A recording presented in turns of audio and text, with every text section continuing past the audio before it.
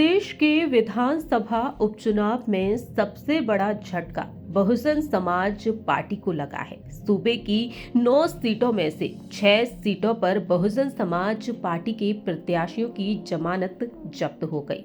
इतना ही नहीं, पश्चिमी यूपी की सीटों पर बहुजन समाज पार्टी से ज्यादा चंद्रशेखर आजाद की पार्टी के उम्मीदवारों को वोट मिले हैं।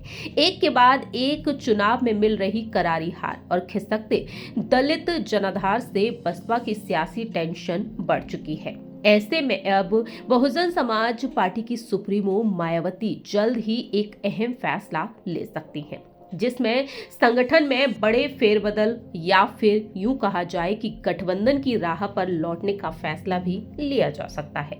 जी हां, उत्तर प्रदेश की 9 में से 6 सीटों पर बीजेपी ने जीत हासिल की। एक सीट आरएलडी के पास गई तो 2 सीटों पर समाजवादी पार्टी बाजी मार ले गई, लेकिन बहुजन समाज पार्टी खाली हाथ ही रह गई। इससे पहले भी आप जानते हैं कि जितने भी चुनाव हुए हैं उन चुनाव में देखा है कि बहुजन समाज पार्टी की हालत काफी खराब होती हुई नजर आई है। ऐसे में अब मायावती की चिंता बढ़ती हुई देखी जा रही है। मायावती ने उपचुनाव ना लड़ने का ऐलान कर दिया है, लेकिन अपने कोऑर्डिनेटर से फीडबैक लेना शुरू कर दिया है। सूत्रों की माने तो बहुजन समाज पार्टी प्रमुख ने उपचुनाव वाली सीटों की जिम्मेदारी संभाल रहे कोऑर्डिनेटर से रिपोर्ट मांगी है और यूपी से बाहर काम देख रहे सभी कोऑर्डिनेटर की बुधवार को बैठक भी बुलाई। अब ऐसे में मायावती किस तरह से अपनी पार्टी को चलाती हुई नजर आएंगी, ये वक्त के साथ साथ देखना होगा। लेकिन फिलहाल बसपा ने संगठन में बदलाव का काम शुरू कर दिया है। झारखंड में पार्टी का संगठन का काम देख रहे शरण दिनकर को बुलाकर कानपुर की जिम्मेदारी सौंपी। धर्मवीर अशोक को पूर्वांचल से हटाकर बुंदेलखंड में लगाया गया। वहीं चंद्रशेखर आजाद का जो सियासी कद बढ़ रहा है, उसे देखते हुए मायावती अलग अलग रणनीति बना रही हैं। ऐसे में अब मायावती की मुश्किलें बढ़ती हुई देखी जा रही हैं। इससे पहले मायावती समाजवादी पार्टी के साथ मिलकर कांग्रेस के साथ मिलकर गठबंधन में चुनाव लड़ चुकी हैं।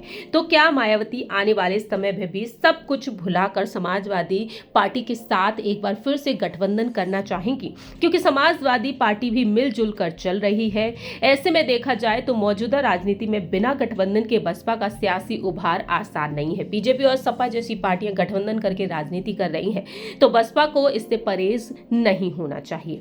मायावती ने अपना जना आधार और बसपा के सियासी अस्तित्व के बचाए रखना है तो गठबंधन की राजनीति पर लौटना होगा। अब देखना होगा कि मायावती क्या वाकई में अब गठबंधन करती हुई नजर आएंगी। उत्तर प्रदेश में 2027 में विधानसभा चुनाव है, वहीं इससे पहले दिल्ली और बिहार में चुनाव होने हैं। अब मायावती 2021 में जिस तरह से बिहार में गठबंधन के तहत चुनाव लड़ी थी और एक सीट जीतने में कामयाब रही थी, तो क्या अब मायावती बिहार में भी गठबंधन करेंगी, दिल्ली में भी, या फिर यूं माना जाए कि यूपी में वह गठबंधन करती हुई नजर आएंगी? क्योंकि मायावती पहले ही एक बात साफ कर चुकी है कि गेस्ट हाउस कांड ना हुआ होता तो सपा और बसपा का गठबंधन अब भी बरकरार रहता। लेकिन देखना होगा कि मायावती आखिरकार गठबंधन की राह पर एक बार फिर से लौटेंगी या फिर नहीं, क्योंकि अखिलेश यादव उन्हें पहले भी प्रस्ताव दे चुके हैं। इस रिपोर्ट में इतना ही। देश और दुनिया की तमाम खबरों के लिए देखते रहिए कतई फैक्ट है।